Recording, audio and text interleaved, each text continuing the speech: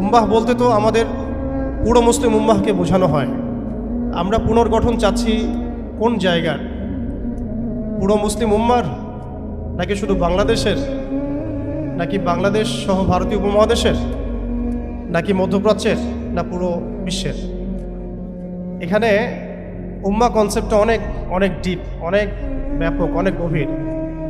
আর সত্যি কথা বলতে পুরো উম্মার ইসলাহ, পুরো উম্মার সংশোধন এখন ব্যক্তির উপর এককভাবে ফলাফলযোগ্য নয়। এটা পুরো উম্মা কেন্দ্রিক যেহেতু ফিকির, অতএব উম্মার প্রত্যেকটা জায়গার মানুষদেরকেই এই ফিকিরটা করতে হবে। আমরা যে দৃষ্টিকোণ থেকে কথাটা বলছি সেটা হচ্ছে আমাদের অঞ্চলে উম্মতে মুহাম্মাদির পুনর্গঠনটা কিভাবে সম্ভব।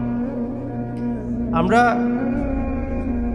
এভাবে যদি কথা বলতে চিন্তা করি যে আমি বা আমরা দায়িত্ব নিয়েছি পুরো বিশ্বের উম্মার হালত পরিবর্তন করার, এটা আমাদের উপরে যোগ্যতার চেয়ে বেশি দাবি হয়ে যাবে। এটা আমাদের পক্ষে সম্ভব না। পুরো বিশ্বের উম্মার ইসলাহ, সংশোধন, পুনরুদ্ধার, পুনর্গঠন, এটা আমাদের পক্ষে মনে হয় না সম্ভব। আমাদের পক্ষে কতটুকু সম্ভব? আমরা উম্মার যে অংশ বিলং করি সেই অংশে উম্মার পুনর্গঠন কিভাবে সম্ভব? উম্মা অনেক ব্যাপক একটা শব্দ, অনেক গভীর একটা শব্দ। উম্মার মধ্যে দুটো ভাগ আছে, একটা হচ্ছে উম্মাহ তু দাওয়া এবং উম্মা ইজাবা। দাওয়া অর্থাৎ নবী সাল্লাল্লাহু আলাইহি ওয়াসাল্লাম সবাইকে দাওয়াত দিয়েছেন। এর মধ্যে কাফের, মুশরিক, মুনাফিকরাও উম্মার অন্তর্ভুক্ত। আব্দুল্লাহ বিন উবাই এবং তার অনুসারীরা কি উম্মার অন্তর্ভুক্ত নয়? নসারা, পৌত্তলিকটা কি উম্মতের অন্তর্ভুক্ত কিনা? তারা দাওয়ার অন্তর্ভুক্ত, বাট ইজাবার অন্তর্ভুক্ত নয়। ইজাবা কারা? যারা মুহাম্মদ সাল্লাল্লাহু আলাইহি ওয়াসাল্লাম যে দাওয়াতটা দিয়েছেন, আমরা দুরূদ পড়ব সাল্লাল্লাহু আলাইহি ওয়াসাল্লাম, সেই দাওয়াতটা যারা কবুল করেছেন তারা উম্মতে ইজাবা। এর মধ্যে আমরা পড়ছি। এখন উম্মতে ইজাবার সংখ্যা আমাদের এখানে কোটি কোটি কোটি কোটি সারা বিশ্বে। এখন এমন একটা অবস্থা আমরা এসেছি যে পুনর্গঠনের প্রশ্ন উঠছে। তাহলে আমরা একটু খেয়াল করি যে উম্মার পুনর্গঠনটার প্রশ্নটা কেন উঠছে। এক নম্বর কথা, উম্মা কি এটা তো আমরা বুঝতে পারলাম, এবং উম্মার আমরা কোন অংশ এটাও বুঝতে পারলাম। পরিপূর্ণ উম্মার ইসলাহ সংশোধন আমাদের এককভাবে একার পক্ষে সম্ভব না, এটাও বুঝলাম। তবে আমাদের আঞ্চলিকভাবে উম্মার যে অংশ, আমরা এই অংশটুকুর ইসলাহ সংশোধন, পুনর্গঠন, পুনরুজ্জীবন, এগুলো আমাদের দ্বারা সম্ভব। আর পরের প্রশ্ন হচ্ছে যে দ্বিতীয় শব্দটা, যে পুনর্গঠন, উম্মাকে পুনরুজ্জীবিত করা, উম্মার হারানো গৌরব ফিরিয়ে আনা, এই প্রসঙ্গটা আসছে কেন? এই প্রসঙ্গটা কেন আসছে? তার মানে আমরা নিজেরাই সংজ্ঞায়িত করে ফেলেছি যে উম্মার অবস্থা আগের মতো ভালো নাই। এটা আমরা স্বীকার করেছি এবং এটা আমরা সবাই বুঝতেও পারছি। এই কারণে আলোচনাগুলো আসছে। আলোচনাগুলো আসার প্রেক্ষাপট তৈরি হচ্ছে বা আমরা টপিকগুলো নির্ধারণ করছি যে উম্মার পুনর্গঠন প্রয়োজন, পুনরুজ্জীবন প্রয়োজন, পুনর্জাগরণ প্রয়োজন। তার মানে আমরা আগের হালতে নাই। আমরা আগের হালতে নাই, এটা মাথায় আসলে আবার এটাও মাথায় আসতে হবে আগে আমরা কোন হালতে ছিলাম। আমরা আগে কোন হালতে ছিলাম? একজন ব্যক্তি রমাদান মাসে লাইলাতুল কদরে হেরা গুহায় আল্লাহ রব্বুল আলমীকে ডাকছেন। আল্লাহ রব্বুল আলমিন তাকে আল কোরআনের মতো কিতাব প্রদান করছেন এবং তাকে সর্বশেষ এবং চূড়ান্ত নবী হিসেবে আল্লাহ পাক মনোনীত করছেন। কেন সেই ব্যক্তি হেরা গুহায় আল্লাহ রব্বুল আলমিনকে এভাবে ডাকছেন? কারণ তিনি যে সমাজে বসবাস করেন সেই সমাজটাকে আইয়ামে জাহিলিয়াত বলা হতো। সে সমাজের মধ্যে শিরক ছিল, সুদ ছিল, রিবা, মাদক, নারীর অবমাননা, গোত্রীয় হানাহানি, এরকম জাহালাতে পূর্ণ একটা সমাজে তিনি আল্লাহ পাককে ডাকছিলেন। সে একজন ব্যক্তি থেকে আস্তে আস্তে দাওয়াত শুরু হলো এবং তিনি প্রথমে ম্যান টু ম্যান দাওয়াত দিতে লাগলেন। আবু বকর, উসমান, ওমর, আলী রাদিয়াল্লাহু আনহুম আজমাইন, তাদের মধ্যে সাহাবী তৈরি হতে লাগলো। এক পর্যায়ে মক্কায় 13 বছর দাওয়াতের মধ্যে আমরা সবরের পরিচয় দিলাম, ধৈর্যের পরিচয় দিলাম। দাওয়াত অব্যাহত থাকলো, আমরা নির্যাতন নিপীড়ন সহ্য করলাম। এক পর্যায়ে আমরা হিজরত করলাম, প্রথমে আবিসিনিয়ায়, কখনো তায়েফে, এক পর্যায়ে মদিনায় গিয়ে ইসলামী রাষ্ট্র কায়েম হলো। আমরা জিহাদ এবং দাওয়াতের মধ্য দিয়ে আস্তে আস্তে মদিনাকে বেস করে বদর, উহুদ, খন্দক, মৌতা, তাবুক, এইসব সিঁড়ি পেরিয়ে মক্কা বিজয় পর্যন্ত আসলাম। মক্কা বিজয় পর্যন্ত আসার পরে আমরা দেখলাম যে আইয়ামে জাহিলিয়াতের কোনো জাহালাত মক্কার মধ্যে নাই। যেই মক্কা আমরা ছেড়ে গিয়েছিলাম 23 বছরের ব্যবধানে আমরা দেখলাম সেই মক্কা আইয়ামে জাহিলিয়াত মুক্ত হলো। শুধু তাই নয়, সেখানে কোনো শিরক থাকলো না, কোনো রিবা থাকলো না, কোনো মাদক থাকলো না, কোনো নারীর অবমাননা থাকলো না, গোত্রীয় হানাহানি থাকলো না। যেখানে আমরা ছিলাম মুস্তাদআফিন, দুর্বল, আমরা ছিলাম মক্কা থেকে বিতাড়িত, আমরা ছিলাম সংখ্যালঘু, সেখান থেকে আলহামদুলিল্লাহ মাত্র 23 বছরের ব্যবধানে আমরা পুরো জাজিরাতুল আরবকে শাসন করলাম। এবং সেই বেইজের উপর দাঁড়িয়ে আবু বকর, ওমর, ওসমান, আলী রাদিয়াল্লাহু আনহুম আজমাইন তারা আরও প্রায় 30 বছর ইসলামী খেলাফা বাস্তবায়ন করলেন। এমনকি তাদের বেইজের উপর দাঁড়িয়ে উমাইয়ারা শাসন করলো প্রায় 90 থেকে 95 বছর, আব্বাসীয়রা প্রায় 500 বছরের মতো। এরপরে আসলো তুর্কিরা, মাঝখানে ফাতেমিরা, আপনারা জানেন মামলুকরাও শাসন করেছে, সেলজুকরাও করেছে, অটোম্যানরাও করেছে। তো আমরা বুঝতে পারছি যে উম্মাহ এই হালতে ছিল না এখন যে হালতে আছে। এই ছোট্ট কথা থেকে আমরা বুঝতে পারলাম যে উম্মাহ একসময় বিজয়ী ছিল সব দিক থেকেই, শুধু ব্যক্তিগতভাবে নয়, আধ্যাত্মিকভাবে নয়, শুধুমাত্র তাসকিয়াগত দিক থেকে নয়, শুধুমাত্র সামাজিকভাবে নয়, বরং রাজনৈতিকভাবেও। অর্থাৎ উম্মার পুনর্গঠন, পুনর্জীবন, এই যে কথাগুলো আসে, এগুলো বেসিক্যালি আমরা রাজনৈতিক টার্মিনোলজি থেকে ডিল করছি। আর আমাদের উম্মার অবস্থা সবসময় এই বিশ্বকে নেতৃত্ব প্রদানকারী অবস্থায় ছিল, যেখান থেকে আমরা এখন সরে আসছি বলে আমাদেরকে এই টপিক নির্ধারণ করতে হচ্ছে যে কিভাবে আমরা এর পুনর্গঠন করব, পুনর্জীবন করব। এতটুকু আমাদের কাছে ক্লিয়ার যে আমরা এক সময় বিশ্বকে শাসন করেছি, বিশ্বকে নেতৃত্ব দিয়েছি। ব্যক্তি জীবন থেকে শুরু করে রাজনৈতিক জীবন পর্যন্ত আমরা আল্লাহ রাব্বুল আলামিন এবং তার রাসূলের প্রত্যেকটা বিধান মেনে চলেছিলাম বা মানার চেষ্টা করেছিলাম। আল্লাহ পাক আমাদেরকে সম্মানিত করেছিলেন। পৃথিবীর কোনো পরাশক্তি আমাদের সামনে টিকতে পারতো না। পৃথিবীর কোনো পরাশক্তি আমাদের সামনে টিকতে পারে নাই, না রোমানরা, না পার্সিয়ানরা, না এদিকের মাজুসিরা, আর না এই সাবকন্টিনেন্টের পৌত্তলিকরা। কেউই আমাদের সামনে দাঁড়াতে পারে নাই। তার মানে আমরা কয়েকটা দিক থেকে উম্মার বিজয়ে এই সময়টা পেরিয়ে এসেছি। একটা হচ্ছে আধ্যাত্মিক দিক। উম্মাহ এক সময় আধ্যাত্মিকভাবে এমন আলোকিত ছিল যে তাদের ইমানের সামনে কোনো কুফর টিকতে পারতো না। তারা পারিবারিকভাবে আলোকিত ছিল, তারা জ্ঞানতাত্ত্বিকভাবে আলোকিত ছিল, তারা তাসাউফের দিক থেকে আলোকিত ছিল, তারা অর্থনৈতিক দিক থেকে অনেক শক্তিশালী ছিল, সামরিক দিক থেকে তারা অনেক শক্তিশালী ছিল। জামাবদ্ধভাবে আমরা থাকতাম, কোনো বিভক্তি ছিল না। আমাদের মধ্যে আসসামু ওয়া তাআ ছিল, আমাদের মধ্যে আমির, মামুর, বায়াত এবং ইতাআত ছিল। আমাদের মধ্যে রাষ্ট্র ব্যবস্থা ছিল, খিলাফা স্টেট ছিল, শরিয়া আইন ছিল এবং শরিয়া বা ইমারা রাষ্ট্র ব্যবস্থা ছিল।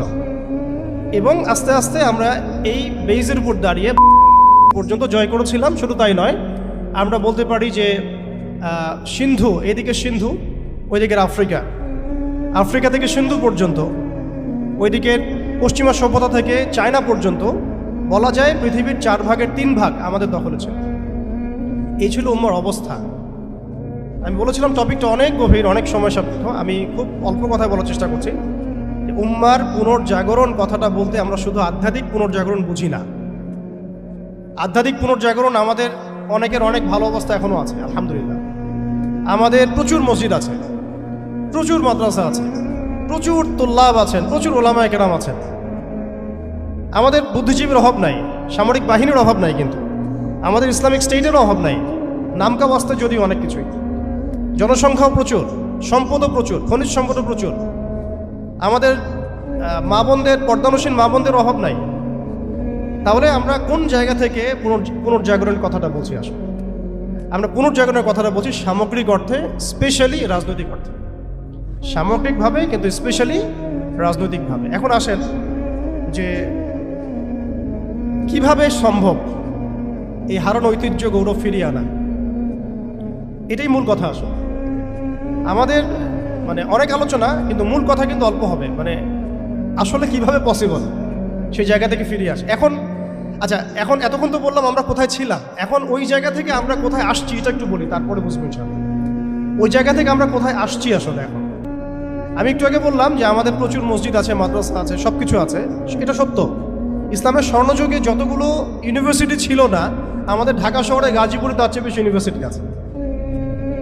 ইসলামের স্বর্ণযুগে আমাদের জনসংখ্যা যত ছিল না, আমাদের এখন জনসংখ্যা তার চেয়ে অনেক বেশি।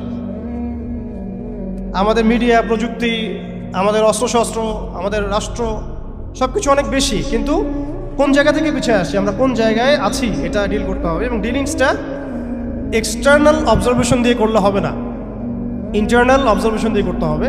খিদির আলাইহিস সালামের মতো বাহ্যিকভাবে অনেক কিছু মনে হবে, অনেক ইসলামিক দল আছে, অনেক মুসলিমদের সংখ্যা অনেক, একটু আগে বললাম মসজিদ মাদ্রাসা সব কিছু অনেক বেশি, সবই ঠিক আছে, কিন্তু ইন্টারনালি আমাদের কিছু বিষয় দেখতে হবে। ইন্টারনালি কি নাই আমাদের মধ্যে? এক নাম্বার, ইন্টারনালি সেই রাজনৈতিক বৈশ্বিক ক্ষমতা আমাদের হাতে নাই, প্রথম কথা। এবং এটা আমাদের জন্য লজ্জা। একটা সময় ছিল যখন আমরা এগুলো সব হাসিল করেছিলাম, প্রথমে তারা আমাদের কাছ থেকে যেটা কেড়ে নিয়েছে তা হচ্ছে রাজনৈতিক ক্ষমতা। তারা আমাদের কাছ থেকে প্রথমে ব্যক্তি জীবনে ধর্মের স্বাধীনতায় হস্তক্ষেপ কেউ করেনি। কুফাররা, জায়নিস্টরা, কাফের, ফাসেক, মুশরিক, মুনাফিক, এদের যে ঐক্য জোট ছিল, তারা প্রথমে আঘাত করেছিল আমাদের খিলাফায়। তারা প্রথমে আমাদের ব্যক্তি জীবনে এসে আঘাত করেন, নামাজ পড়তে পারবা না, পর্দা করতে পারবা না, গরুর গোশত নিয়ে হাঁটতে পারবা না, দেখলেই পিঠায় মেরে ফেলবো, এই জায়গায় তারা আগে আঘাত করেনি আমাদেরকে। তারা আমাদেরকে সবার আগে আঘাত করেছে রাজনৈতিক জায়গায়। আমাদের খেলাফা কনসেপ্ট তারা ভেস্তে দিয়েছে, ভেঙে দিয়েছে। এরপরে সেই খেলাফা কনসেপ্টটাকে দূর করে দিয়ে তারা 50 থেকে 57টার মতো ক্ষুদ্র ক্ষুদ্র রাষ্ট্রে আমাদেরকে বিভক্ত করে দিয়েছে। এরপরে শুধু তাই নয়, এটা তো গেল বিভক্তি, কাঁটাতারের বেড়ার, যেটাকে আমরা নাম দিয়েছি জাতীয়তাবাদ। তারা প্রথমে আমাদের মাদ্রাসাগুলো বন্ধ করে নাই, তারা ওয়াকফ বিল দিয়ে এইভাবে আমাদের মাদ্রাসা, আমাদের মসজিদ, ভূমিগুলোকে দখল করে নাই। তারা প্রথমে আমাদের রাজনৈতিক ক্ষমতাটাকে কেড়ে নিয়েছে, খিলাফা কনসেপ্টটাকে ডিস্ট্রয় করেছে। এরপরে 57টার মতো টুকরা টুকরা রাষ্ট্রে আমাদেরকে ভাগ করেছে। এরপরের অবস্থা আরও ডেঞ্জারাস। ওই রাষ্ট্রগুলোর মধ্যে তারা তাদের তাবেদার মোনাফেক শাসক বসাইছে। তাদের ধাপগুলো বুঝেন, কোন জায়গা থেকে আমরা কোন জায়গায় আসছি। তারপরে আমি অল্প কথা শেষ করব যে সলিউশন হতে পারে কি কি, যদিও সেগুলোর বেশিরভাগই তাত্ত্বিক, প্র্যাকটিক্যাল খুব কমই হবে। আর প্র্যাকটিক্যাল কেন কম হবে? আমাদের কারণেই হবে, কারণ আমরা অনেক কিছু বুঝি কিন্তু কাজ করতে চাই না। আমরা বুঝি অনেক কিছুই, কাজ করতে বলেন কাজের বেলা নাই, বুঝার বেলা আছে। এগুলো আমরা বুঝতে আসি 100 বছর থেকেই। কেউ বুঝেও বুঝি না, কেউ দেখেও দেখি না, শুনেও শুনি না। ওইদিকে পরে আসি, হার্ডলাইনে চলে যাবো আর কি। এখন রাষ্ট্র ভাগ করার পরে আমাদেরকে জাতীয়তাবাদে বিভক্ত করা হয়েছে। এরপরে আরও মারাত্মক যে কাজটা করা হয়েছে সেটা হচ্ছে আমাদেরকে নিরস্ত্রীকরণ করা হয়েছে। আপনি আপনার রাষ্ট্রের অভ্যন্তরে নিজের ইচ্ছায় আপনি বিশ্বের মারণাস্ত্রগুলো তৈরি করতে পারবেন না। তারা আপনাকে আইন করে দিয়েছে, ব্যান করে দিয়েছে। তারা আমাদের রাষ্ট্র ব্যবস্থার মধ্যে ইউনাইটেড নেশনসের মতো মুসলিমদের ইউনাইটেড মুসলিম অর্গানাইজেশনগুলোকে দমন করেছে এবং সেগুলো গঠন করতে আমাদেরকে দেয় নাই, উল্টা তারা সেগুলো করেছে ঠিকই। এরপরে তারা আমাদের রাষ্ট্র ব্যবস্থাগুলোর মধ্যে ওই মোনাফেক শাসকদেরকে বসিয়ে জনগণকে শাসন করিয়েছে। এখনও করে যাচ্ছে, আগামীতেও হয়তো করে যাবে। আমরা সবই বুঝি, কিন্তু আমাদের চিন্তাগুলো কেন জানি মসজিদ পর্যন্ত সীমাবদ্ধ হয়ে যাচ্ছে। এরপরে যেটা হয়েছে আরও মারাত্মক, ওই রাষ্ট্রগুলোর মধ্যে তারা 5টা, আমি বলি দেবতা, 5 দেবতা ঢুকিয়ে দিয়েছে। 5 দেবতা কি? আগে ছিল 4 দেবতা, লাত, উজ্জা, হবল আর মানাত। লাত, উজ্জা, হবল আর মানাত নিশ্চয়ই পড়েছেন আপনারা সিরাতের মধ্যে।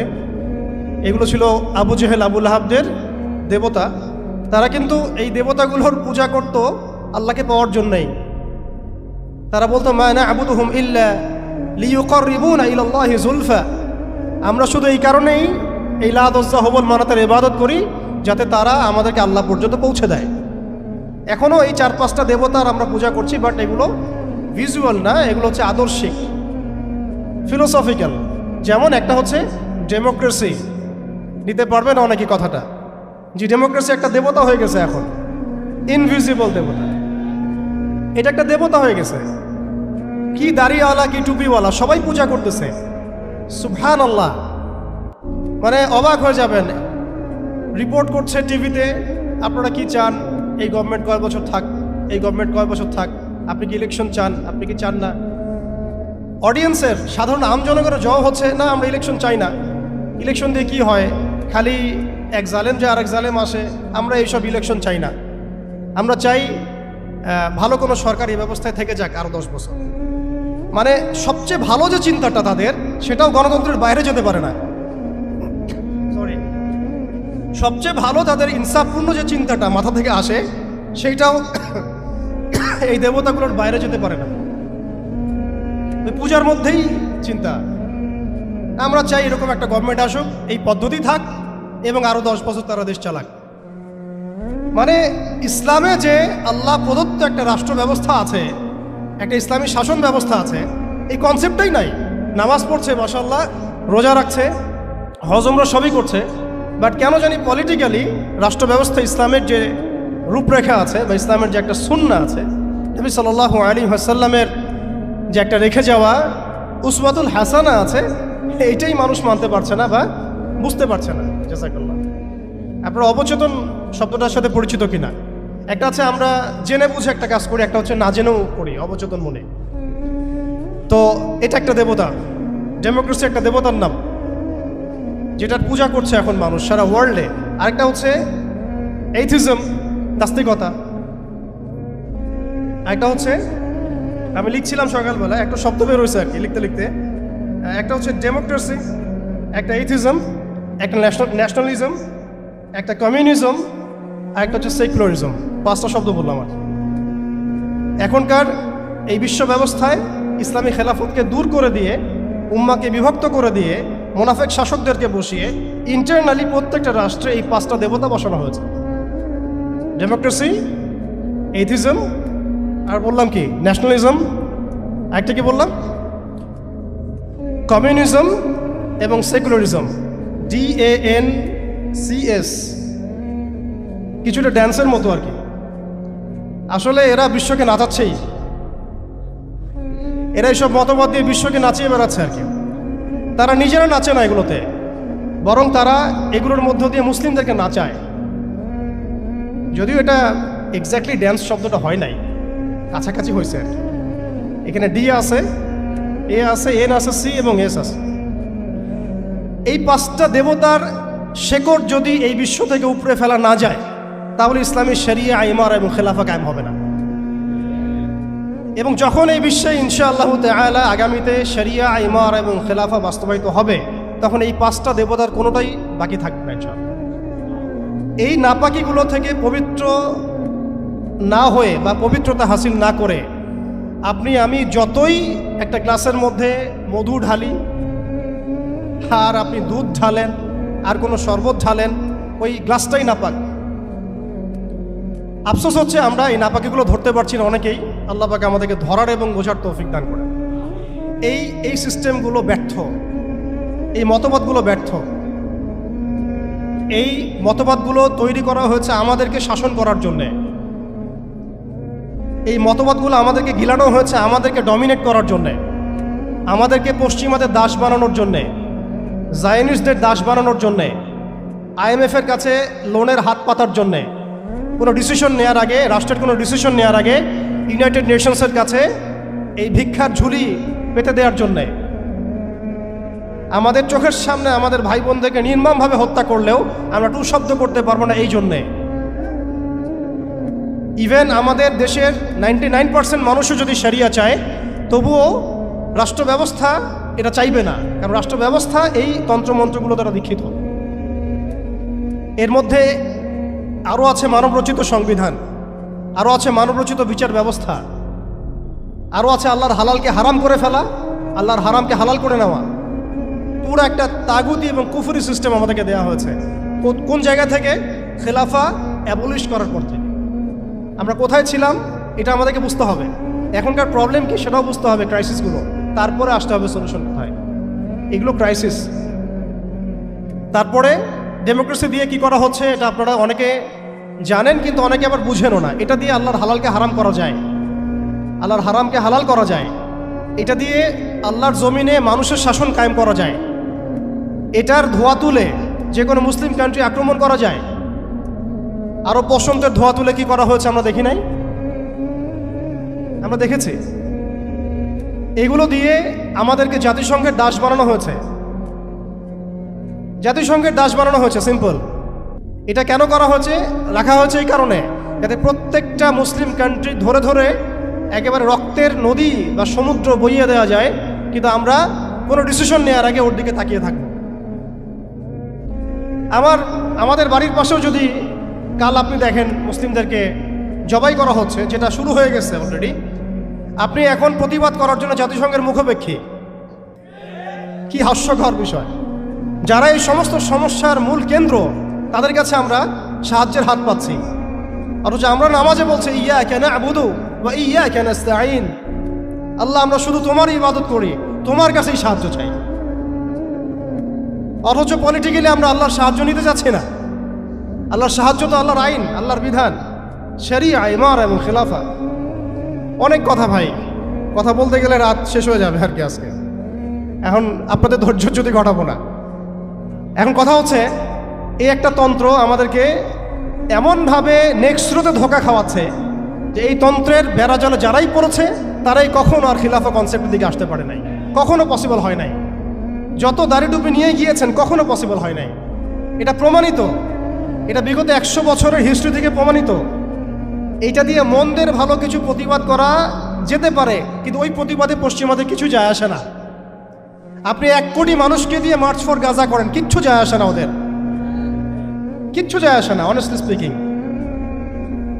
ওদের জুলুমের চামড়া এত মোটা যে ওরা একটা হলের মধ্যে বসে থাকা 1000টা শিশু, একটা স্কুলে পড়তে যাওয়া 1000টা বাচ্চা, একটা হাসপাতালে চিকিৎসা নিতে যাওয়া 1000টা বাচ্চাকে এক দিবে, কিচ্ছু যায় আসে না ওদের। এরা ফেরাউন এই যুগের, এরা নমরুদ, এরা এই যুগের হামান, কারুন, ফেরাউন। এদের প্রতি দয়া দেখানো মানে হচ্ছে আমরা মিসগাইডেড। এদের সাথে দয়া দেখানোর কোনো ভাষা থাকতে পারে না। এদের সাথে দয়া দেখানোর কোনো ভাষা আমাদের থাকতে পারে না। এদের সাথে ভাষা একটাই হতে পারে, সেটা জিহাদের ভাষা, কিতালের ভাষা।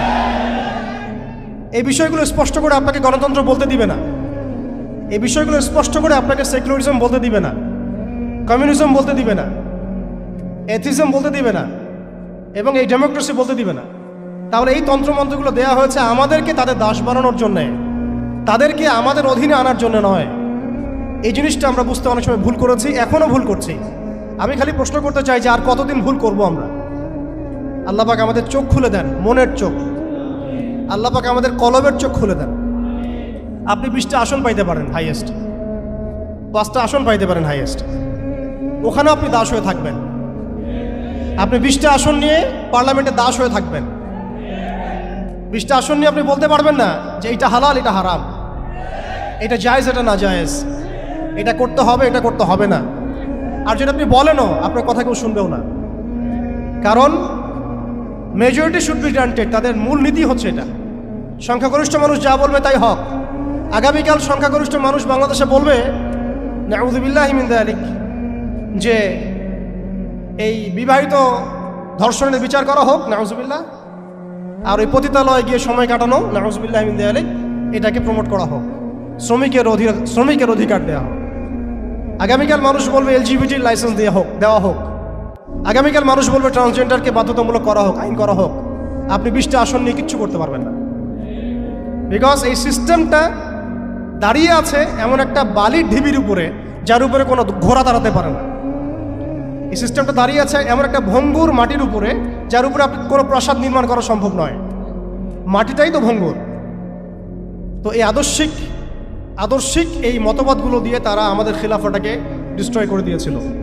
আজকে থেকে 100 বছর হয়ে গেছে। আজকে 100 বছর পরে এসে আমি এগুলো নিয়ে কথা বলছি, আমরা এগুলো নিয়ে কথা বলছি। তো মাশাআল্লাহ, এটা ভালো। আমি এই ব্যাপারে আশাবাদী যে মাশাআল্লাহ বাংলাদেশের তরুণ প্রজন্ম এখন বুঝতে শিখছে, আলহামদুলিল্লাহ। এবং আমরা যদি এভাবে দাওয়াতের মেহনত অব্যাহত রাখতে পারি, ইনশাআল্লাহ তাআলা অন্যদের 20 বছর লাগলে আমাদের 2 বছর লাগবে ইনশাআল্লাহ। আমি কাজের ব্যাপারে পরে আসছি, একটু সময় নেব আপনাদের কাছে। এরপরে তারা যেটা করেছে, হালতটা বুঝেন। এরপরে তারা আমাদের ইয়াং জেনারেশনকে টার্গেট করেছে, কয়েকটা জেনারেশনকে টার্গেট করেছে তারা। একটা হচ্ছে ওলামায়ে কেরাম শ্রেণী, একটা হচ্ছে পলিটিশিয়ান, একটা হচ্ছে তরুণ প্রজন্ম, একটা মেয়েরা, একটা বাচ্চারা। খেয়াল করে দেখেন আমাদের পলিটিশিয়ানদেরকে তারা টার্গেট করে কি করেছিল? তাদেরকে ক্ষমতার লোভ দিয়ে ঈমান হারা করেছে এবং আল্লাহর জমিনে মুসলমান নামধারী শাসকদেরকে দিয়েই আল্লাহ বিরোধী আইন বাস্তবায়ন করেছে। নামধারী মুসলিম শাসকরাই করেছে এবং তারা বলেছে জনগণ এটাই চায়। দেখেন শাসকদেরকে তারা ক্ষমতা দিয়ে তাদের বসে নিয়ে আসছে, দুনিয়াবী স্বার্থ দিয়ে বসে নিয়ে আসছে। ওলামায়ে কেরামদের একটা শ্রেণীকে তারা কিভাবে বসে নিয়ে আসছে? মসজিদ করে দিব, মাদ্রাসা করে দিব, সব কিছুর সাপোর্ট আমরা দিব, রাষ্ট্র নিয়ে, অর্থনীতি নিয়ে, সমাজনীতি নিয়ে আপনারা কথা বলতে আইসেন না। এই টোপ তারা গিলেছেন অনেকেই, গিলেছেন এবং গেলার পর একটা পর্যায়ে কি হয়েছে? ভারত জাজল্যমান দৃষ্টান্ত আমাদের সামনে। জাজল্যমান দৃষ্টান্ত। যখন আল্লামা আবুল হাসান আলী নাদভী রহমতুল্লাহি আলাইহি বলেছিলেন যে ইতিহাসের এমন কিছু সন্ধিক্ষণ আসে যখন রাজনৈতিক বিচক্ষণতার অভাবে মুসলিমরা যদি এমন কোনো সিদ্ধান্ত নেয় যে সিদ্ধান্তটা যুগোপযোগী না, তাহলে সেই একটা সিদ্ধান্ত উম্মাকে 100 বছর পিছায় দেয়। আপনারা পড়ে দেখেন ওই বইটা, মুসলিমদের পতনে বিশ্ব কি হারালো, বইটা পড়ে দেখেন। ঠিক আমরা মনে করেছি আমরা একটা ইসলামিক রাষ্ট্র, আমরা একটা রাষ্ট্রে আছি, এই রাষ্ট্রের হিন্দু গভর্নমেন্ট, কোনো সমস্যার কিছু নাই, তারা আমাদেরকে মসজিদ দিয়েছে, মাদ্রাসা দিয়েছে, সব কিছু ঠিকঠাক চলছে। হঠাৎ দেখা গেল যে উগ্রপন্থী কিছু হিন্দু এসে সব সিজ করে ফেলল এবং দিনে দুপুরে তারা এখন মানুষকে কুপিয়ে হত্যা করছে, পিটিয়ে হত্যা করছে, বাড়িঘর ভেঙে ফেলছে, মসজিদ ভেঙে ফেলছে, মাদ্রাসা সিলগালা করে দিচ্ছে। কোথায় গেল আমার খানকা? কোথায় গেল আমার মসজিদ? কোথায় গেল আমার মাদ্রাসা? কোথায় গেল আমার জনগণ? কোথায় গেল আমার মায়ের সম্মান? সব চলে গেল। কিসের অভাবে? রাজনৈতিক ক্ষমতার অভাবে। অর্থাৎ রাজনৈতিক দৃষ্টি এবং দর্শন বিবর্জিত কোনো দাওয়াত কখনো চূড়ান্ত সাফল্য আনতে পারবে না। আমরা অনেকেই পশ্চিমাদের টোপে পা দিয়েছি যে মসজিদ মাদ্রাসা সব তো ঠিকঠাক চলছে, আমাদের পলিটিক্স নিয়ে কথা বলার দরকার নেই, আমাদের ইসলামী রাষ্ট্র ব্যবস্থা কায়েম নিয়ে কথা বলার দরকার নাই, ইসলামী অর্থ ব্যবস্থা নিয়ে কথা বলার দরকার নাই, আমাদের জিহাদ ফি সাবিলিল্লাহ নিয়ে কথা বলার দরকার নাই। আমরা নিজেরাই আমাদেরকে এই ধ্বংসের মুখে ঠেলে দিয়েছি। এরপরে আরও সমস্যা, তারা আমাদের ইয়াংদেরকে টার্গেট করেছিল। দেখেন ইয়াংদেরকে টার্গেট করে কত মেহনত তারা করেছে। মেয়েদেরকে ফ্রি অ্যাক্সেস দিয়ে দিয়েছে, ফ্রি মিক্সিং, বাচ্চা থেকে শুরু করে একদম চাকরি লেভেল পর্যন্ত। জেনা করাচ্ছে ফ্রি, পর্নোগ্রাফি ফ্রি, আপনার চরিত্র হনন করার যা যা এলিমেন্টস আছে সব তো ফ্রি, সব ফ্রি। আর মেয়েদেরকে বেপর্দা করে বাইরে নিয়ে আসছে, বাচ্চাদেরকে ছোটবেলা থেকে মাথা নষ্ট করার যা যা এলিমেন্ট সব দিয়ে দিচ্ছে, খাবারে ভেজাল মিশাচ্ছে, আমাদের ভাইদেরকে বিয়ে কঠিন করে ফেলছে, জেনা সহজ করে ফেলছে। কি করে নাই তারা? শিক্ষা ব্যবস্থা থেকে ইসলামকে উঠাই দিছে। আপনি সারা জীবন পড়াশোনা করেন, দেখেন আপনি 20টা সূরা শিখতে পারেন কিনা, ফরজে আইন শিখতে পারেন কিনা। একটা একটা করে ডিপার্টমেন্ট ধরে ধরে তারা কাজ করেছে। এর উপর আবার অর্থ ব্যবস্থা ওদের হাতে নিয়ে নিয়েছে, ওয়ার্ল্ড ব্যাংক দিয়ে, IMF দিয়ে, ফেডারেল রিজার্ভ দিয়ে। এতে করে পুরো বিশ্বের ইকোনমিক মোড়ল তারা হয়ে গেছে। এখন আপনি আমি একটা স্বাধীন দেশে বসবাস করলেও অর্থনৈতিকভাবে আমরা স্বাবলম্বী হতে পারি না, দ্বারস্থ হতে হয়, বাণিজ্যে ওদের দ্বারস্থ হতে হচ্ছে, ব্যবসায় হতে হচ্ছে, ফাইন্যান্সে হতে হচ্ছে। এমনকি আমাদের যে একটা সম্পদ ছিল পকেটে রাখা যেত, গোল্ড কয়েন এবং সিলভার দিরহাম, ওইটা পর্যন্ত তারা অ্যাবলিশ করে দিল, দিয়ে আমাকে ডিজিট ধরাই দিল, দিয়ে আমাদের টাকাগুলো সিজ করে ফেললো। এবং এগুলো যদি মুহূর্তের মধ্যে কলাপস করে যায়, আপনি কিছু করতেও পারবেন না, বিকজ এগুলোর নিয়ন্ত্রণ আপনার হাতে নাই, ইভেন একটা রাষ্ট্রের সেন্ট্রাল ব্যাংকের হাতেও নাই। শুধু তাই না, আমাদের ইসলামিক কারেন্সি তো বিলুপ্ত করলোই, উল্টা আপনাকে সুদ ধরাই দিল, সুদের লেনদেন কারবার, সুদভিত্তিক অর্থ ব্যবস্থা। কোন ডিপার্টমেন্টটা বাদ দিল তারা? পলিটিক্স থেকে নিয়ে সোশ্যাল, ইকোনমিক, চারিত্রিক, আমাদের মা বোনরা, আমাদের শিশুরা, কোনো ডিপার্টমেন্ট বাদ দেয় নাই। এর উপরে আরও আছে। এর উপরে তারা আমাদেরকে আবার মিডিয়া দিয়ে নিয়ন্ত্রণ করা শুরু করলো। আমার এখনও মনে আছে যেদিন আমাকে ঘুম থেকে ছেড়ে দেওয়া হয়, আজকে খোলামেলা বলছে এগুলো, আস্তে আস্তে সবই বলে দেবো ইনশাল্লাহ। যেদিন আমাকে ছাড়া হয়েছে ওই দিন আমাকে বলা হয়েছিল যে আমি যদি ঘুমিয়েও থাকি তবু আমাকে ঘুমের মধ্যেও মনিটর করার জন্য মানুষ থাকবে। রাস্তাঘাটে যাওয়া তো বহুত দূরের কথা, বয়ান দেওয়া তো বহুত দূরের কথা, মাহফিল করা তো বহুত দূরের কথা, দাওয়াতের কাজ করা বহুত দূরের কথা, মিম্বরে দাঁড়ানো বহুত দূরের কথা।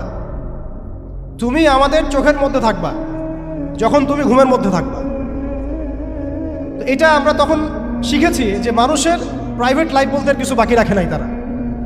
আপনি ফোন নিয়ে যা করতেছেন এভরিথিং তারা মনিটর করতে পারে, এভরিথিং। কাকে মেসেজ করতেছেন, অনেক ভাই তখন আমার সাথে দেখা করতে আসলে আমরা ইগনোর করতাম তার ভালোর জন্যই, বিকজ সে বিপদে পড়বে আমার সাথে দেখা করতে আসলে।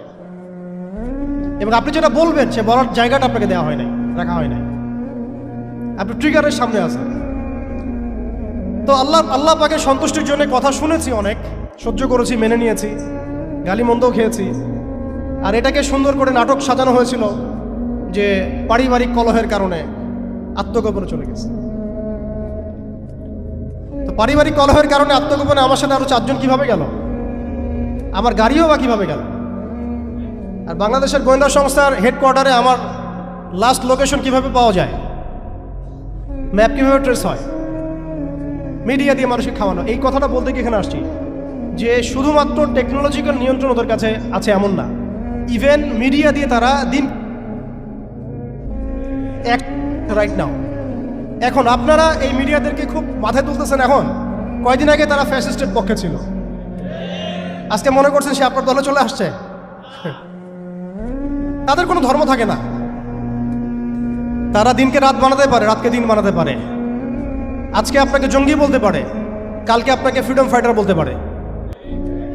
আজকে যদি দেখে এইসব ওয়ার্ডগুলো এই সিস্টেমের এগেনস্টে যাচ্ছে, তখন আমাদেরকে তারা ট্রেস করবে, তারা উগ্র, তারা মৌলবাদী, তারা জঙ্গিবাদী কর্মকাণ্ড করতেছেন, আউযুবিল্লাহি মিন যালিক।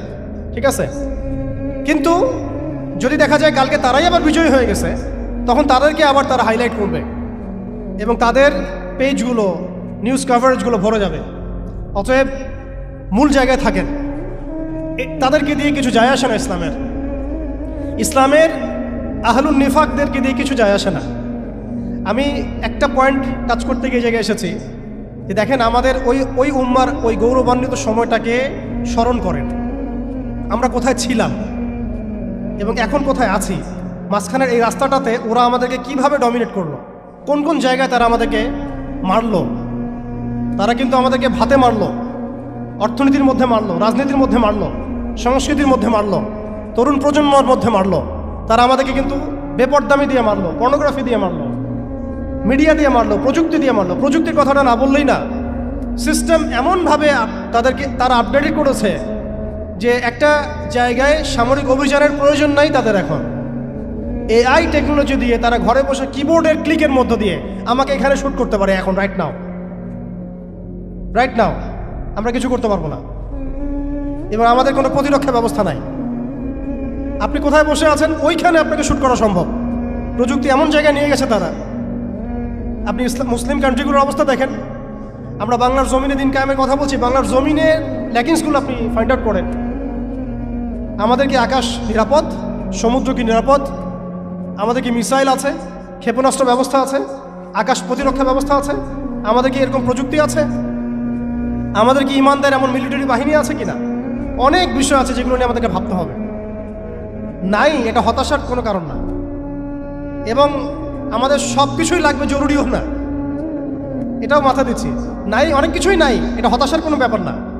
এবং অনেক কিছু যে নাই, এটা আমাদের ভীরুতারও কোনো সুযোগ এখানে রাখার দরকার নাই। ঠিক আছে, যতটা সম্ভব আমরা অর্জন করার চেষ্টা করবো ইনশাল্লাহ। কিন্তু যদি নাও হয় 100%, তবুও আমাদের ভয় পাওয়ার কোনো কারণ নাই। কারণ আমাদের সাহায্য আসবে আল্লাহর পক্ষ থেকে, আমাদের সাহায্য আসবে আল্লাহর পক্ষ থেকে ইনশাআল্লাহ। এবং আপনারা এই আয়াতটা জানেন যে কাম মিন ফিআতিন কালিলাতিন গালাবাত ফিআতান কাসীরাতান বিইذনিল্লাহ। কত ক্ষুদ্র ক্ষুদ্র দল এই পৃথিবী থেকে চলে গেছে, যারা বড় বড় দলের উপর বিজয় লাভ করেছিল আল্লাহর সাহায্য। অতএব এটা আমি বলছি যাতে আমরা একটা যুগের সাথে তাল মেলাতে পারি, অন্ততপক্ষে কিছু প্রস্তুতি আমাদের থাকা তো দরকার। ব্যাপারটা তো এমন নয় যে আমরা গেলাম, জায়নামাজে দাঁড়ালাম, দোয়া করলাম, যুদ্ধে জয়লাভ করলাম। এভাবে কিন্তু যুদ্ধ জয় হয় নাই। আপনারা বদরের যুদ্ধের ইতিহাস যদি পড়েন দেখবেন, নবী সাল্লাল্লাহু আলাইহি ওয়াসাল্লাম আগের রাত্রে গিয়েছেন, বৃষ্টি হয়েছে, জায়গা দখল করা হয়েছে, আমরা কূপ দখল করেছি যাতে পানি আমাদের কাছে থাকে, সৈন্য বিন্যাস করা হয়েছে, যতটা ট্যাকটিক নেওয়ার প্রয়োজন সব আমরা নিয়েছি, তারপরে দোয়া, সুবহানাল্লাহ, দোয়া হতে হতে হতে হতে কাঁধ থেকে চাদর পড়ে যাচ্ছে। আবু বকর রাদিয়াল্লাহু আনহু এসে বলছেন যে ইয়া রাসূলুল্লাহ, যথেষ্ট হয়েছে, আপনি থামেন, আল্লাহ আপনার সাথে আছেন, আল্লাহ আপনার দোয়া ফেলবেন না ইনশাআল্লাহ। এরপরে দেখলেন 313 নিয়ে আমরা ওদেরকে হারালাম। সব কিছুর প্রয়োজন আছে। তো আমাদের অবস্থাটা এখন এমন একটা জায়গায় আছে যে ওই খিলাফা যাওয়ার পর থেকে উম্মাহ আজকে এই জায়গায় চলে আসছে। এটা একদিনে হয় নাই, 100 বছর লাগছে। এটা ভাই একদিনে হয় নাই, 100 বছর লাগছে। ওরা 100 বছর মেয়াদি প্ল্যান করেছিল, আরও বেশি প্ল্যান করেছে ওরা।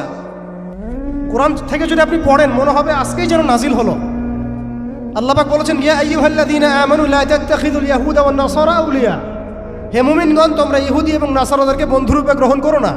বা'দুহুম আউলিয়াউ বা'দ, এরা একে অপরের বন্ধু। তারা আজকে মিলে মিশে সারা বিশ্বে কি করতেছে দেখেন।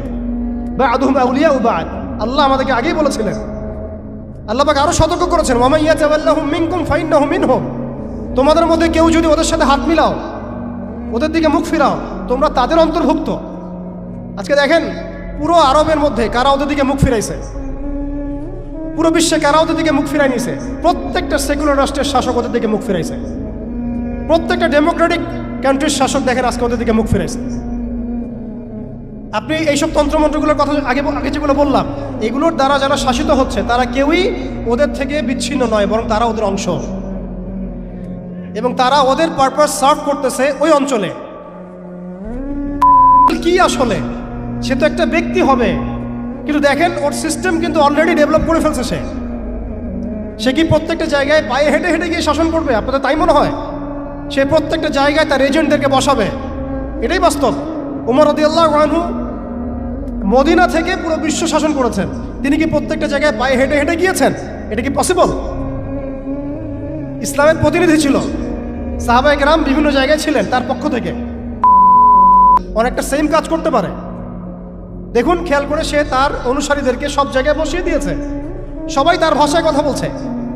বিবিসি, CNN তারা যে ভাষাগুলো চয়ন করে সেই ভাষায় আমাদের রিপোর্ট করা হয়। ওরা যে মিডিয়াগুলো, FBI, ওরা যে রিপোর্টগুলো প্রদান করে, ওই রিপোর্টের আলোকে আমাদের এখানে প্রশাসনিক বাহিনী কাজ করে। তারা যেভাবে ফাংশন করে সেইভাবে কাজ করা হয়। পুরো বিশ্বটা যেন একটা সিস্টেমের মধ্যে নিয়ে আসা হয়েছে। এই ওয়ার্ল্ড অর্ডারটাই তারা ফাংশন করেছিল আমাদের খেলাফতটাকে অ্যাবলিশ করার পর। এই কারণে আমাদের এখানে প্রশ্ন উঠতেছে যে উম্মার পুনর্গঠন কেন দরকার, কিভাবে সম্ভব? আগে আমাদেরকে বুঝতে হবে যে কোন জায়গায় আমরা চলে আসছি, কোন জায়গা থেকে। এখন কি আমাদের ঈর্ষা হচ্ছে না যে আমরা কোন জায়গায় ছিলাম? এখন কি আমাদের খারাপ লাগছে না যে আমরা আসলে কোন জায়গায় ছিলাম, আজকে কোন জায়গায় আছি? আমরা কি বুঝতে পারছি আমরা কোন জায়গায় আসছি? আর স্মরণ করেন সেই সময়ের কথা যখন একটা মুসলিম যুবতীর উপর চোখ তুলে তাকানোর অধিকার কারো ছিল না, এই ক্ষমতা কারো ছিল না। চোখ তুলে ফেলতাম একেবারে। ঘরের ভিতরে যদি বাহির থেকে কেউ তাকাতো অন্যায়ভাবে, চোখ উপড়ায় ফেলতাম আমরা। একটা মুসলিম রমণীর সম্ভ্রমহানি করা হয়েছিল এই সাবকন্টিনেন্টে, এই সিন্ধুতে, মনে আছে আপনাদের? তার সম্ভ্রমের জন্যে, তার সম্ভ্রম বাঁচানোর জন্যে পুরা মুহাম্মদ বিন কাসিমের জাইশ আসছে। আপনি আমি কি চিন্তা করতে পারছি আমরা কোন জায়গায় ছিলাম? আজকে আপনি দেখলেন রেলে একটা মেয়ে যাচ্ছে ইন্ডিয়াতে, তার নিকাব খুলে ফেলা হলে কেউ কিছু করতে পারলো না। ওরা জোরে জোরে বলছে, বল বল জয় শ্রীরাম, বল, তারপর ছাড়বে না। আউযুবিল্লাহি মিন যালিক। বল জয় শ্রীরাম, তারপর ছাড়বো তোকে। বল মোদিজি কি জয়, তারপর ছাড়বো তোকে। চিন্তা করছেন আমরা কোন জায়গায় আসছি? আমাদের কি ভারতে মসজিদের অভাব আছে, মাদ্রাসার অভাব আছে? ভারতে কি মুসলমানদের সংখ্যার অভাব? তাহলে কেন এই জায়গায় আসলো? একটাই কারণ, রাজনৈতিক শক্তি না থাকলে উম্মার অবস্থাই হয়। রাজনৈতিক শক্তি, হ্যাঁ, রাজনৈতিক শক্তি হচ্ছে এখন আমাদের মূল লক্ষ্য হওয়া দরকার। একটা অঞ্চলে ইসলামী ইমারা শরিয়া কায়েম করার জন্য 100% মানুষের 100% পরিপূর্ণ মুসলিম হওয়া শর্ত না, জি, বরং একটা অঞ্চলের মানুষের মধ্যে যদি মুসলিমে মানুষও একদম খালেস মুখলেস হয়, মুত্তাকি হয়, পরহেজগার হয়, ইমানদার হয়, একদম সিরাতের আদলের সব সুন্নাহগুলো মেনে চলে, ওই গুটি কয়েক মানুষের দ্বারা ইনশাআল্লাহ একটা বড় অঞ্চলে খেলাফা প্রতিষ্ঠা করা সম্ভব। আমি একটা এক্সাম্পল দিচ্ছি, আমি আমার আউট অফ হেডস কথা বলছি না।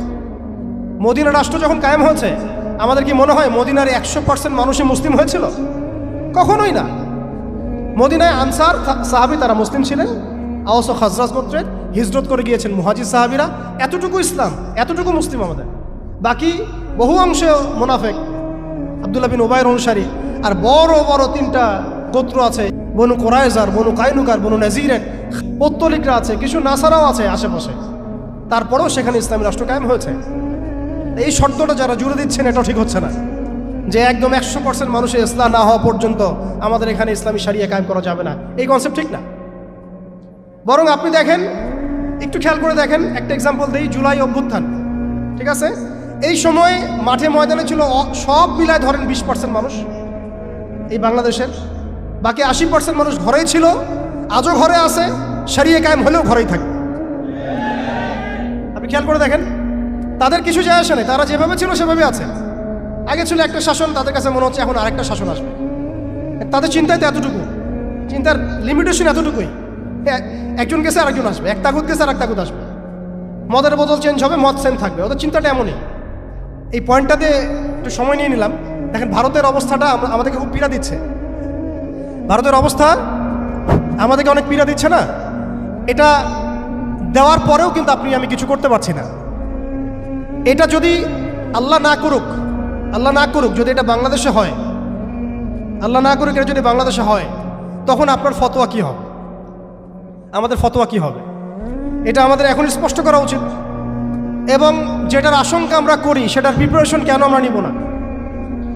যেটার আশঙ্কা আমরা করি বা যেটা আমরা বুঝতে পারছি এটা হতেই পারে, অসম্ভব কিছু না, তাহলে তার প্রিপারেশন আমরা কেন রাখবো না? এটা আমার প্রশ্ন আর কি। ভারতের মুসলিমরা কি কখনো ভেবেছিল আজকে থেকে 10 বছর আগে এমনটা হবে? ওয়াকফ বিলের মাধ্যমে আমাদের সব সম্পত্তি তারা গ্রাস করে ফেলবে, কেউ কি ভাবছে? আচ্ছা আমাকে একটা প্রশ্নের উত্তর দেন, আগামীকাল যদি দারুল উলুম দেওবন্দ তারা দখল করে ফেলে, বলেন, আগামীকাল যদি তারা বলে দারুল উলুম দেওবন্দ আমাদের, এখান থেকে বের হও সবাই, কি করবেন আপনারা? না আমরা কি করব? ফতোয়া কি আসবে? কোনো স্ট্রং ফতোয়া আসবে কিনা? সেটাকে প্রতিহত করার জন্য আমাদের জীবন দেওয়ার প্রশ্ন আসবে কিনা? এটাই তো কথা। যদি হ্যাঁ হয়, তাহলে আজকে আমরা ভারতের মুসলমানদেরকে মৃত্যুর হাতে ছেড়ে দিচ্ছি কিভাবে? আর যদি না হয় তাহলে তো কিছু বলার নাই। মানে আমাদের সামনে রাস্তা তো 2টা, হয় তাদের সামনে, আমাদের বলতে আমি তাদেরকে আমাদের অন্তর্ভুক্ত করে বোঝাচ্ছি, তাদের সামনে রাস্তা 2টা, হয় এখন তাদের মার খেয়ে মরবে জিল্লতির সাথে, থুতু চাটাচ্ছে তারা রাস্তায়, আমাদের মুসলিম ভাইদেরকে তারা থুতু চাটাচ্ছে রাস্তায়, মেয়েদেরকে নগ্ন করতেছে, বাড়িঘর জ্বালাই দিচ্ছে, মসজিদ ভেঙে দিচ্ছে, মাদ্রাসা দখল করতেছে, গরুর গোশত নিয়ে গেলে পিটায় মেরে ফেলতেছে, বাবার সামনে মেয়েকে ধর্ষণ করতেছে। সবচেয়ে বড় কথা, আমাদের নিরপরাধ ভাইদেরকে তারা একটা ইস্যু ক্রিয়েট করে হত্যা করতেছে কাশ্মীরে। এখন কথা হচ্ছে তাদের সামনে অপশন কয়টা? হয় তারা এই জিল্লতিগুলো সহ্য করে এভাবে লাঞ্ছনার মৃত্যু মরবে, অথবা প্রতিহত করে শাহাদাতের মর্যাদায় মারা যাবে, শহীদ হবে। এর বাইরে কোনো রাস্তা আছে কি না? এখন আমরা যদি আমাদের পার্শ্ববর্তী অঞ্চল সম্পর্কে সচেতন থাকি, তাহলে আমাদের অভ্যন্তরীণ বিষয়গুলো সম্পর্কে আমাদের সচেতন থাকা উচিত কি উচিত না? আমাদের উম্মার ফিকির অনেক গভীর, এই জন্য আমি বলেছিলাম শুরুতে অনেক কথা আছে। আসেন একটু শেষ করি, অনেক লম্বা হয়ে যাবে আপনাদের। প্রিয় ভাইরা, অবস্থাটা শুধুমাত্র আধ্যাত্মিক না, মানে ক্রাইসিসটা একটু বুঝেন, ক্রাইসিসটা শুধুমাত্র ইমানের ক্রাইসিস না, ক্রাইসিসটা শুধুমাত্র আমাদের সংখ্যার না, মানে আমাদের মসজিদের মাদ্রাসার না, আমাদের শুধু মিডিয়া নিয়ে সমস্যা না, শুধু প্রযুক্তি নিয়ে সমস্যা না, আমাদের ইন টোটাল ব্যক্তি জীবন থেকে নিয়ে পলিটিক্যাল সিস্টেম পর্যন্ত প্রত্যেকটা ডিপার্টমেন্টেই আমাদের উম্মাগত সমস্যা। তার মধ্যে সবচেয়ে বড় জায়গাটাই হচ্ছে আমরা আমাদের ওই রাজনৈতিক সে ক্ষমতা ওইটা হারাই ফেলছে। আল্লাহ পাক আমাদের সবাইকে উম্মার সেই হারানো জায়গায় ফিরে যাওয়ার তৌফিক দান করে। এখন তো প্রশ্ন একটা আসতেছে যে এটা কি পসিবল কিনা, এটা পসিবল কিনা সেটা আমি না বলে হাদিস থেকে বলি। রাসূলুল্লাহ সাল্লাল্লাহু আলাইহি ওয়াসাল্লাম আখিরুজ্জামানের হাদিসগুলোর মধ্যে অনেকগুলো হাদিস, অনেক এগুলোর মধ্যে ইরশাদ করেছেন। আমি কয়েকটা সামারি বলছি না। তাহলে এই বিষয়ে যাদের মধ্যে কনফিউশন আছে যে ইসলাম কি আবার সে আগের জায়গায় যাবে, উম্মা কি আবার হারানো ওই জায়গায় ফিরে পাবে, এই কনফিউশনটা আগে দূর করতে হবে। আজকে থেকে বাসায় ফিরে গিয়ে আপনি কনফিডেন্ট থাকবেন সামনে আমরা জয়লাভ করতে যাচ্ছি ইনশাআল্লাহ। আগামীকাল আমাদের জয়ের সূর্যোদয় উঠবে, এটা লেখা হয়ে গেছে। এটা যাদের মধ্যে পড়াশোনা নাই, এলেম নাই, যারা দুনিয়াদার, যারা এইসব তন্ত্র মধ্যে ধোকায় পড়ে আছে, তাদেরকে বললে তারা হাসতে পারে, তারা হাসতে পারে। এমনকি পশ্চিমা সভ্যতা, Zionist movement, United Nations, NATO, FBI এরা সবাই হাসতে পারে যে এগুলো হবে। ওরা এগুলোকে ওই যে আসাতিরুল আউয়ালিন বলতে পারে, যেমনটা কাফেররা বলতো, প্রাচীন ইতি কথা এগুলো বলতে পারে। কিন্তু এটা মুহাম্মদ সাল্লাল্লাহু আলাইহি ওয়াসাল্লামের পবিত্র জবানের ভবিষ্যৎবাণী, কেউ ঠেকাতে পারবে না ইনশাআল্লাহ। অতএব এখন যেহেতু আমরা আমাদের গন্তব্যটা জানি, এই জায়গায় আমরা যাবো ইনশাআল্লাহ, অতীতটাও জানছি কোথায় ছিলাম, মাঝখানে কিভাবে আমরা এই জায়গায় আসলাম সেটাও জানলাম। এখন 2 মিনিটে আমি শুরু বলতে যাচ্ছি যে কোন কাজগুলো আমরা করতে হবে, আমাদেরকে করতে হবে। এটা আজকে একটু মেমোরাইজ করার চেষ্টা করতে হবে। ফার্স্ট অফ অল ভাই, ব্যক্তি থেকেই শুরু হয়, ব্যক্তি থেকেই শুরু হয়। আপনি আমি আজকে থেকে চিন্তা করব, একটু ধৈর্য ধরেন, জাস্ট 5 মিনিট। আপনি আমি আজকে থেকে চিন্তা করব যে আমরা পৃথিবীতে বেঁচে আছি কিছু, বলেন আমাদের বেঁচে থাকার কারণটা কি? আপনি আমি পৃথিবীতে বেঁচে আছি কেন? আল্লাহ পাক আমাকে আপনাকে হায়াতে রাখছেন কেন?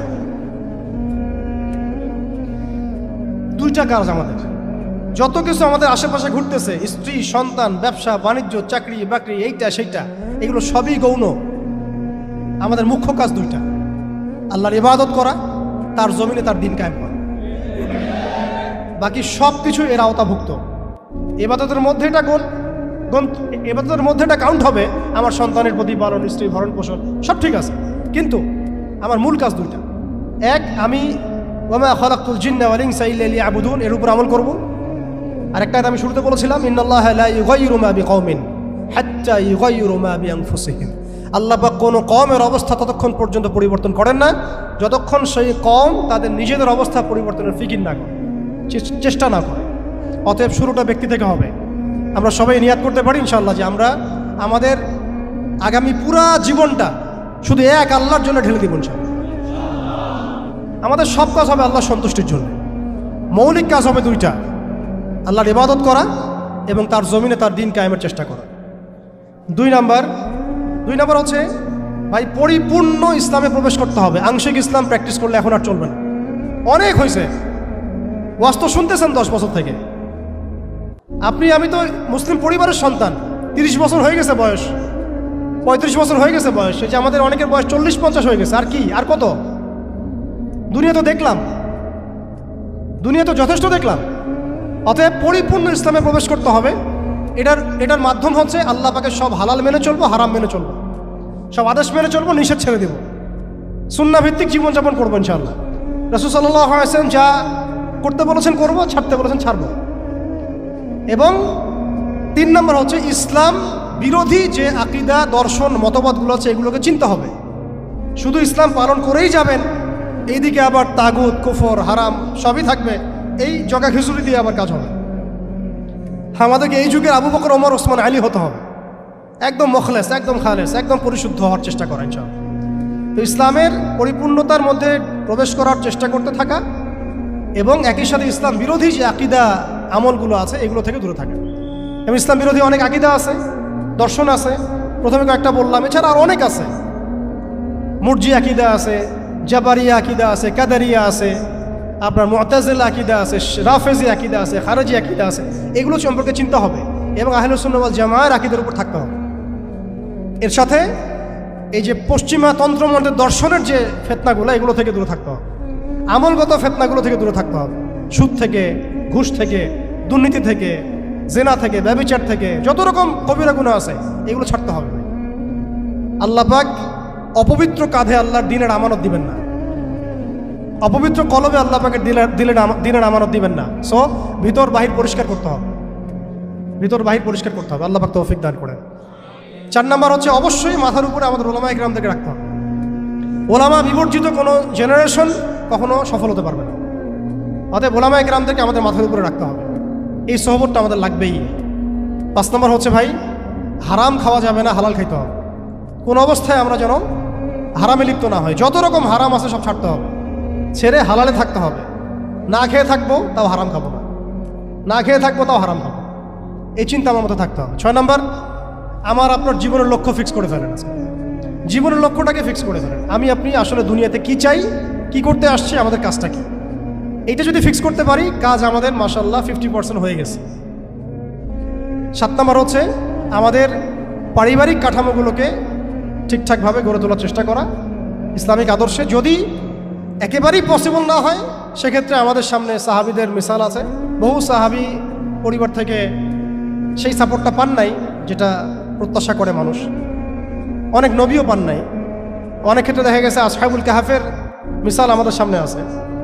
তো আমরা চেষ্টা করতে থাকবো, এরপরও যদি সব কিছু আমাদের অনুকূলে না থাকে, এটা আল্লাহর হাতে ছেড়ে দিতে হবে।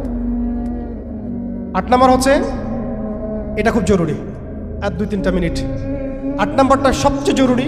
আজকে সেমিনার হলো, অনেক বয়ান হয়েছে, আলহামদুলিল্লাহ অনেক আলোচনা হয়েছে, অনেক স্কলার এসেছেন। 8 নম্বরটার উপর আমল যদি আমরা না করতে পারি, আমরা শুধু সেমিনারই করতে থাকবো, বাংলার জমিনে শরিয়া কায়েম করতে পারবো না। আমি একটু খোলামেলা বলে দিই আর কি, রাগ করেন না। 8 নম্বর যদি আমরা বাস্তবায়ন করতে না পারি, আমরা এভাবে সেমিনারই করতে থাকবো, মাহফিলই করতে থাকবো, আমরা এভাবে মসজিদ মাদ্রাসা সব খেদমত চলতে থাকবে, সব ঠিক আছে, কিন্তু শরিয়া ইমারত দিকে আমরা যেতে পারবো না। যেটা না হলে আমরা আবার পশ্চিমাদের দাসত্ব থেকে মুক্ত হইতে পারবো না, স্বাধীন হইতে পারবো না, মাজলুমদের সাহায্য করতে পারবো না, মুস্তাদআফিনদের পাশে দাঁড়াতে পারবো না। ওইটা করতে হলে আমাদেরকে ওই জায়গায় যেতেই হবে, ওই শরিয়ার জায়গায় যেতেই হবে। সেটা কি? সেটা হচ্ছে আমাদের দরকার একটা জামাআ দরকার।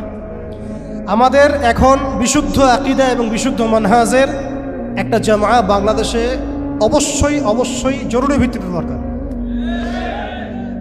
বাংলাদেশে অনেক কিছু আছে, অনেক প্ল্যাটফর্ম আছে, ঠিক আছে, আমি এগুলো সম্পর্কে অবগত আছি।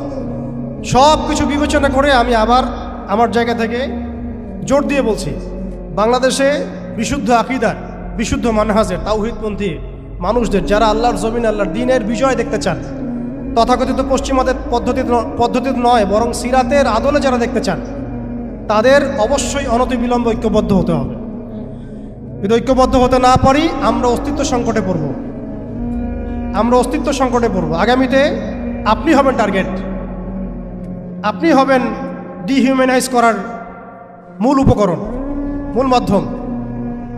এবং আমরা যদি ঐক্যবদ্ধ হতে পারি, আমরা যদি সংখ্যায় কমও হই, ইনশাআল্লাহ আযজা ওয়া জাল আল্লাহ পাক এই অঞ্চলের জন্য আমাদেরকে কবুল করবেন ইনশাআল্লাহ।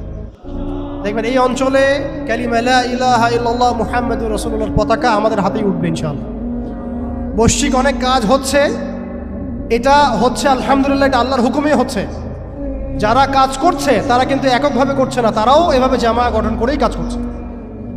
তাদেরও আমির আছে, তাদেরও মামুর আছে, আস-সামউ ওয়া তাআ আছে, তাদেরও বায়আ আছে। এগুলো যদি আমাদের মধ্যে না আসে, আমরাও এভাবেই যে সেমিনার করতে থাকবো, এর বেশি হয়তো আমরা আর কিছু করতে পারবো হয়তোবা। আমরা চাই অনতিবিলম্বে বাংলাদেশে তাওহীদপন্থী মানুষদের একটা কাফেলা করে উঠুক। এ বিষয়ে আপনারা একমত কিনা? এ বিষয়ে কি আপনাদের মতামত আছে কিনা? আপনারা আল্লাহর কাছে দোয়া করতে থাকেন, আল্লাহ যেন এমন একটা জামা করে দেন, এমন একটা ইমারা এনে দেন, এমন একটা মামুর আল্লাহ পাক তৈরি করে দেন, এবং এমন যোগ্য আমির আল্লাহ পাক নিয়ে এসে দেন, যাদের ঐক্যবদ্ধ প্রচেষ্টায় বাংলাদেশে ইনশাআল্লাহ শরিয়া কায়েম হবে ইনশাআল্লাহ তাআলা। আল্লাহ যেন কবুল করেন, আমিন। এটা সবচেয়ে জরুরি কাজ। যদি আমরা এটা করতে না পারি, আমি বললাম, আপনারা অস্তিত্ব সংকটে পড়বেন। ছোট ছোট পরিসরে কাজ করে আপনি নিজের অস্তিত্ব ধরে রাখাটাই ডিফিকাল্ট হয়ে যাবে। শরিয়া কায়েম তো বহু দূরের কথা। আপনি খেয়াল করে দেখেন, তাগুত ঐক্যবদ্ধ হয়েছে, তাদের রুট লেভেল পর্যন্ত কাঠামো আছে, চেইন অফ কমান্ড আছে। সেকুলার ঐক্যবদ্ধ হয়েছে, শাহবাগীর ঐক্যবদ্ধ হয়েছে, কাদিয়ানিরা ঐক্যবদ্ধ হয়েছে, হিজবুত তাওহীদ একটা আছে না, বায়েজিদ খান পন্ডিত, না ভুল বললাম, হ্যাঁ, তারা পর্যন্ত ঐক্যবদ্ধ হয়েছে। আর শিয়ারা ঐক্যবদ্ধ হয়ে যাচ্ছে, খ্রিস্টান মিশনারিরা ঐক্যবদ্ধ হয়ে যাচ্ছে, এনজিওর ঐক্যবদ্ধ হয়ে যাচ্ছে। আপনি দেখেন, ফ্যাসিস্ট ঐক্যবদ্ধ ছিল, এখনো আরেক তাগুত যারা ক্ষমতা আসার জন্য উঠে পড়ে লাগছে, তারা ঐক্যবদ্ধ হয়ে যাচ্ছে। সবাই যদি ঐক্যবদ্ধ হয়, তাহলে আমরা কেন হব না? আমরা কিসের অপেক্ষায় বসে আছি?